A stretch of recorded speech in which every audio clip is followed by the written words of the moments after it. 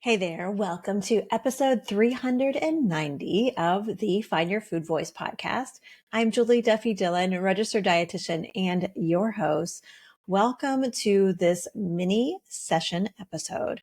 What is a mini session? Well, this is an opportunity for you to just kind of have your ear to the door, listening in to what I would have discussed with clients when I was working with clients one-on-one.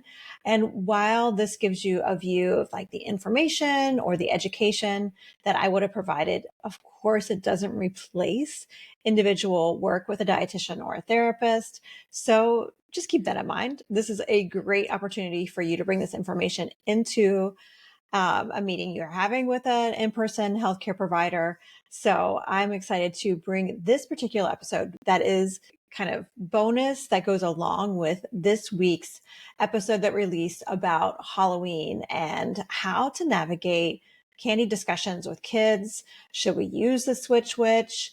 How do we do this? Especially if you're struggling with your own complicated history with food and you probably don't want to pass it on to your kids. How do you navigate all that? And I wanted to record an episode that includes why it's okay to actually eat sugar. And I would even go a step further and say there is a place for sugar in healthy eating. Like it's okay. And I'm going to give you 3 reasons why. And these are reasons, again, that I would have shared in a client session. And I hope you find it helpful. Along the way, just know over the next few weeks, we are going to be gearing up with some really exciting content. Some of it I've already recorded, so I know it's really fun and kick ass. And I can't wait for you to be able to listen and be able to give us some feedback on what you think. But we will be back next week with a regular episode and a bonus episode that, again, I'm just so excited for you to hear. But we are going to get to today's mini session episode in just a minute after a very quick sponsor break. All right, welcome back. We are going to get started on 3 reasons why sugar actually is okay to eat. Number 1, this is something that I would say for anything that you feel really scared to eat, something that makes you uncomfortable even thinking about having in your house, any food that you're like, this is bad. I want you to remember something, because no matter what the answer is with this food, it's not going to be the end all be all for your health. Our health is not determined by one meal or snack in a day, in a week, in a month, in a year of many years. Do you get what I'm saying? Like we have many eating opportunities throughout every single day. And one of the food choices you have within one of those of many different eating opportunities, that isn't going to be the end all be all for your health. It's not going to be the end all be all for your blood sugar. It's not going to be the end all be all of your heart health. It's like the whole big picture is what nutrition is all about. Something I want you to keep in mind. Nutrition science is very unsexy. I know the headlines make it seem just so exciting and extreme, but what we know about nutrition science is that when it comes down to it, one food in that, again, in one meal or snack is not going to be the end all be all. It just doesn't have that kind of power. Healthy eating is really this like summary of what you've eaten over the last couple of months and not what you just ate at your last meal. It just doesn't work that way. Nutrition science is, again, it's more of averages instead of exact amounts in a certain meal or snack. So keep that in mind when you are celebrating a holiday that includes extra sweets. Maybe you are meeting up with a friend for a birthday and there's going to be cake and you're wondering, should I actually eat this high sugar food? If you want to, yeah, go ahead. It's not going to be something that's going to determine your health. All right. So number 2, let's get down into some more nitty gritty science. Because a lot of people will say, Julie, I shouldn't eat this high sugar food because of its glycemic index number. So glycemic index, if you've never heard of this, I mean, I would say you don't need to really look into it anyway, but if you come across it, there is a way you can use it. And there is a way that I use it when I work with clients, especially if they have high insulin levels or they have higher blood sugar or diabetes. Glycemic index is this type of way of studying how our body reacts to a certain food. And glycemic index and how it's measured is it has an exact amount of that food. So they take 50 grams exactly of that food and they give 50 grams of that exact food to someone who hasn't eaten. Like it has to be on an empty stomach. Like it's not with a meal. It's not like you had a snack an hour ago. No, it has to be on a completely empty stomach. And then blood sugar is measured over the next 2 hours. So again, useful information, but who eats candy corn in 50 gram increments on a completely empty stomach and then doesn't eat anything for 2 whole hours? That just isn't how we eat candy corn. It's not how I eat candy corn or black jelly beans. Yes, black jelly beans are my favorite. I will die on that hill. Mainly because I know you probably hate them and you'll just give me all of yours. Anyway, how we eat food is normally like a part of a meal or a snack, or we eat something that maybe has higher sugar content with it. And 30 minutes later, we may have something else. So remember, a lot of the research that you read on sugar content and how it impacts blood sugar levels is using glycemic index, which is not really that user friendly because we eat food all as a part of other things. And glycemic index is not measuring that. When we eat, let's say we have birthday cake after dinner and you maybe had chicken and a salad and you had some kind of pasta dish, you had that all together. Our body is not going to have a spike in blood sugar like it would if you just had the cake by itself because it has all these other foods in there that make the digestion time a lot slower. Okay, so that brings us to number 3. This is why sugar is okay.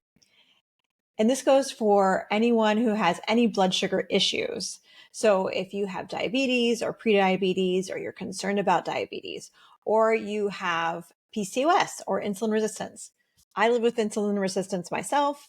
And so some of these things that I'm going to be telling you, I've also used as I'm managing my insulin resistance. So some of you may notice when you have something that's higher in sugar that you kind of feel sluggish afterwards. Some people call it a food coma. Maybe you get a headache or a migraine, or you just don't feel very well. This may be new to you because maybe when you're a kid, you could eat a ton of candy or a bag of Doritos or something like that, and you felt great. The way our body uses energy when we're younger is just different because we're doing these things like puberty and our brain is developing and all these things that we are only doing at that period of time. But then as we get older, our body just doesn't need the same type of nutrition quickly, and it can kind of like scoot things around for how it needs it. And if you are someone who does feel sluggish after eating candy, that doesn't mean, one, that you shouldn't have eaten it. It doesn't mean, two, that you're bad for eating it. All it means is you just got some data, and this data is gold. This data is not something that you can get from a diet book or a meal planning sheet. This is your specific data from your body. This is feedback that's letting you know how your body is managing, digesting whatever you just ate. This is a part of the Find Your Food Voice book where I teach something called Curious Nutrition. Next time you eat something that's higher in sugar and you feel that kind of sluggish feeling, or you just don't feel well, maybe you have a tummy ache, instead of going into that shame or blame spiral that diet culture has trained us to do, oh, that is just not helpful. Instead, I encourage you to be curious about it. Curious Nutrition is a tool that I teach in the Find Your Food Voice book that'll be coming out in the spring. And again, this is your data. This is not something that any diet book could ever teach you. And instead of saying, I'm bad for eating that, I encourage you to say, I think I just got some new data. And what you may find are some common ways to navigate blood sugar and insulin management and still enjoying all of the foods that you want to enjoy. So what I know to be true is if some people with blood sugar issues eat a higher sugar food, they may notice that sluggish feeling if they have it by themselves. And if they have maybe a piece of cake at a snack and they happen to be really hungry as they were eating that snack, they may feel that sluggish feeling. But if they have that piece of cake, like I mentioned earlier, with a dinner, And they had a bunch of other foods with it, especially foods with proteins and fats and fibers. And it helped your stomach to just slowly digest it instead of having it on an empty stomach to probably feel great or at least neutral. And so, what Curious Nutrition data is trying to inform you is that it just wants you to have a way to navigate when and how to add certain foods into your life. If you eat a piece of cake and you feel sluggish, remember, you're still not bad. It's still not a bad food. You aren't bad for eating it.